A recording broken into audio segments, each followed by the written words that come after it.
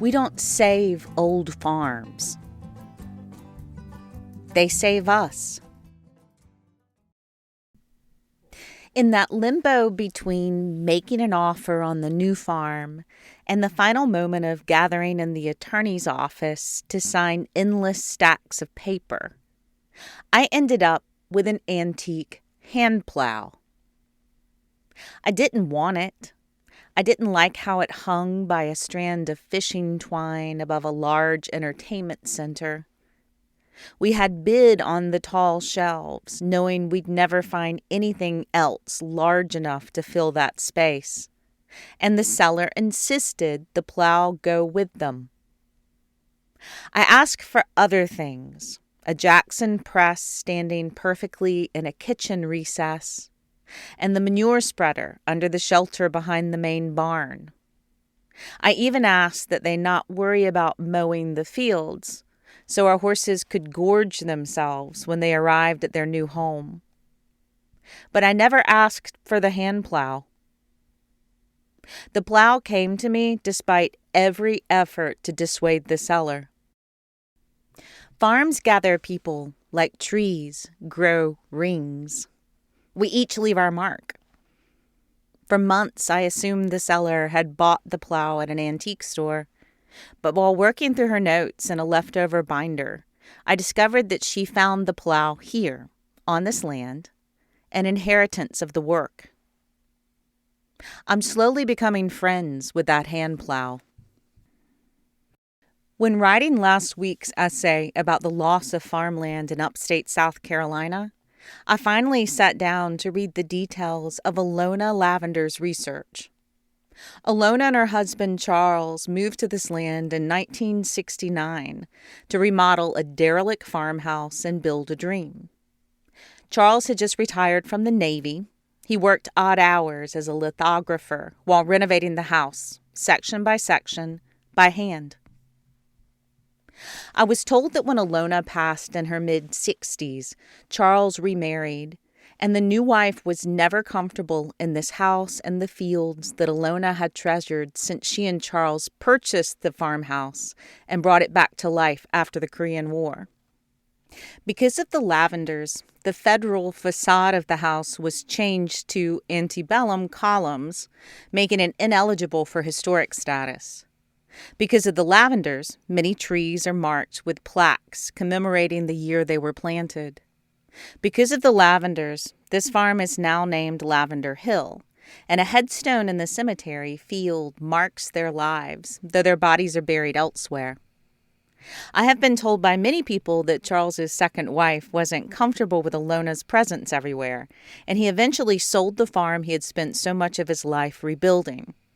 The new wife allegedly stopped by during an estate sale before we moved in, took a look around, and said, "Yep, it still feels weird here." I'm hoping she stops by again. I want to talk to her. As we reach 8 months on this farm, serendipity abounds. While diving into the property's archives that I was handed at closing, I decided to become better acquainted with Alona.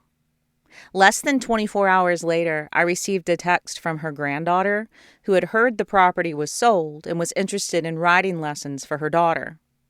She didn't know I had just vowed to find a Lavender descendant.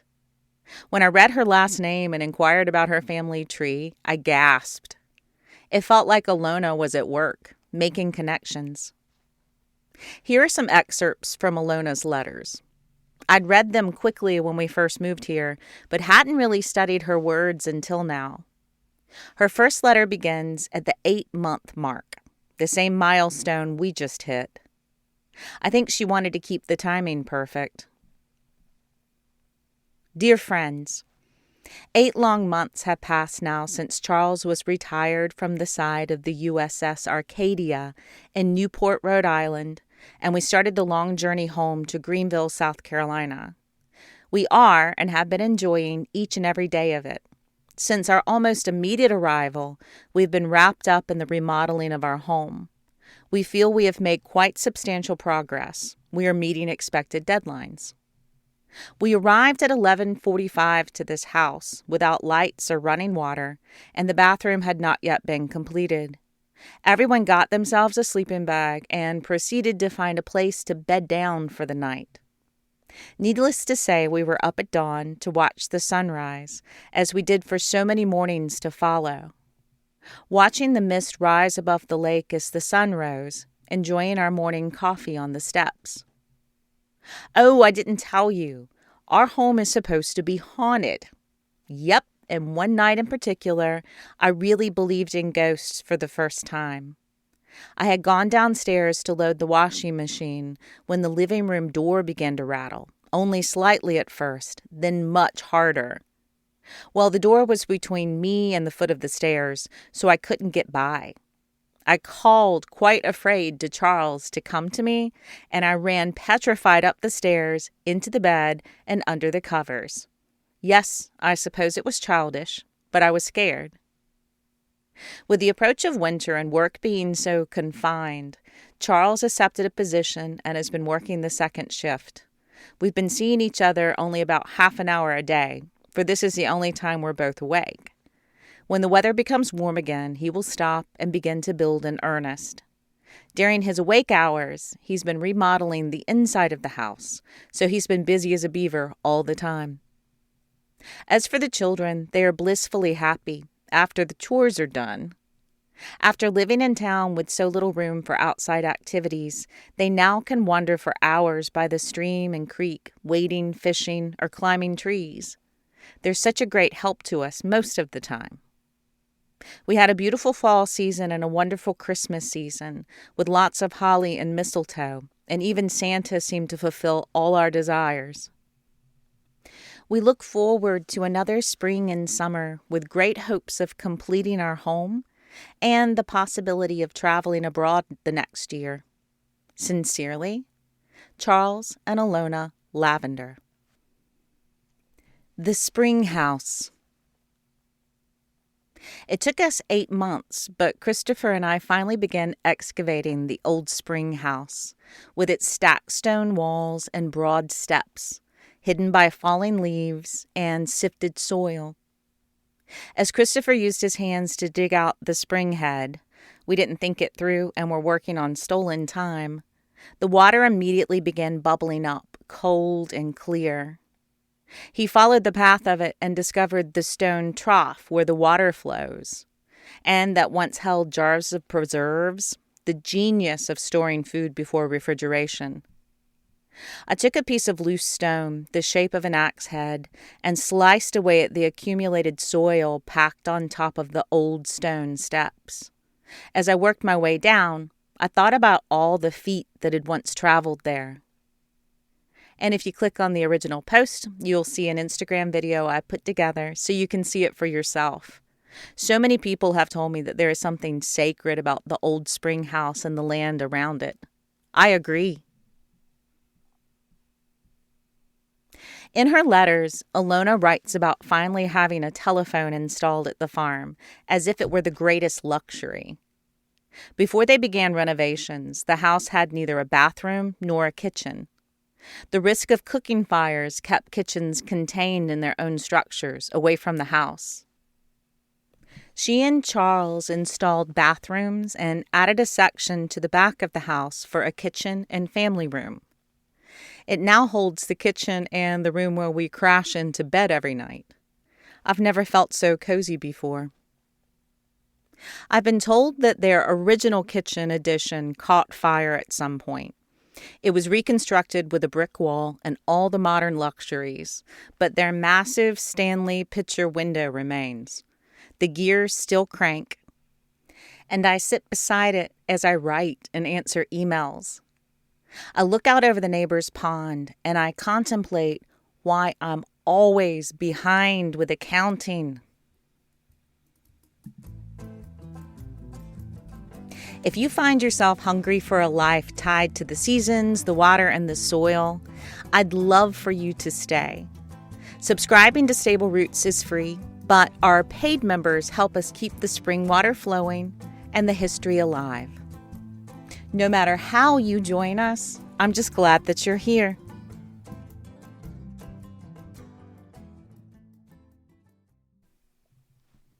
Alona writes, Already the spring colors are beginning to arrive. First the daffodils, violets, the peach and plum trees. Needless to say, every day brings new discoveries and pleasures. We even have patches of wild honeysuckle that look like azaleas. And to our dismay, some of the undesired kind of honeysuckle also, which we have been fighting. We have the old grave site cleared where 2 previous occupants were buried in 1847 and 1852 respectively. There is also a monument to their son who was killed during the Mexican-American War while serving at Buena Vista under Colonel Jefferson Davis. So we not only have had plenty of current new happenings, we have history also. There's a difference between owning land and entering a relationship with it. The longer I'm here, the more I'm fascinated with the ingenuity of old ways. In these spring drought days of walking the fields, scouring the ground for signs of grass and new growth, I often find myself standing at the old cemetery enclosure. Alona has a headstone there, though she's buried elsewhere. I contemplate cleaning up the cemetery, tending to it as the Lavenders did. I'm stumped because the spiked iron fence has no gate. How do I get in without stabbing myself? How do I get back out? I might have to use an A-frame ladder or ask Christopher to devise a solution because he's smart like that. I think about reading Alona's letter that begins at 8 months, like us. I think about her granddaughter emailing me for the price of lessons. I think about Alona's husband, like mine, working second shift, and how we're ships passing in the night, 15 minutes here and there.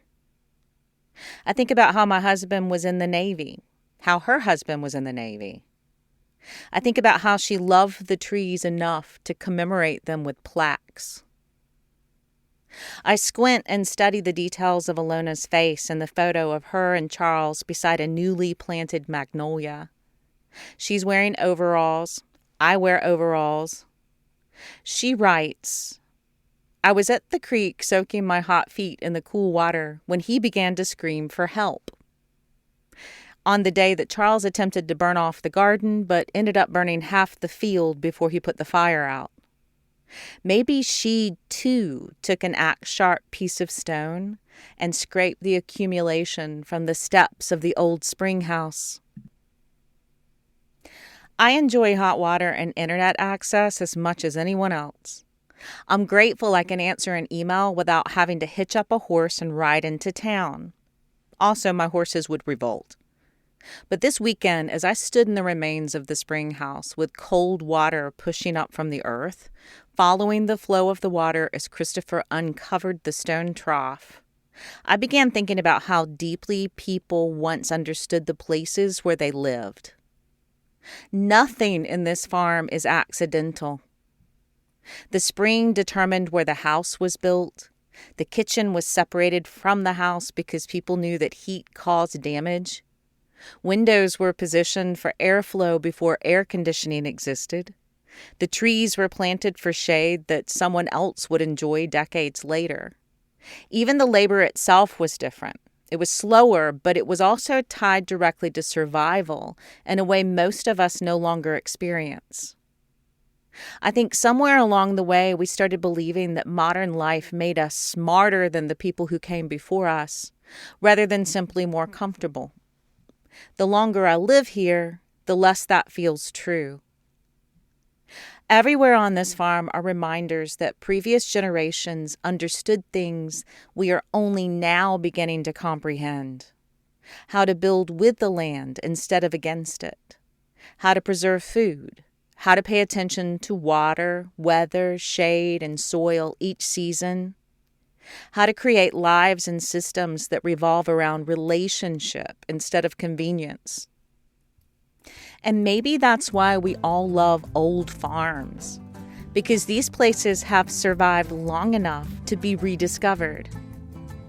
This farm was very old before Alona found it. It was even older when we found it. Old farms remind us of ways of living that we're hungry for. We haven't entirely forgotten. All this time, I thought I was saving a farm. My farm, this farm. When really, Lavender Hill was saving me. Love, Kim.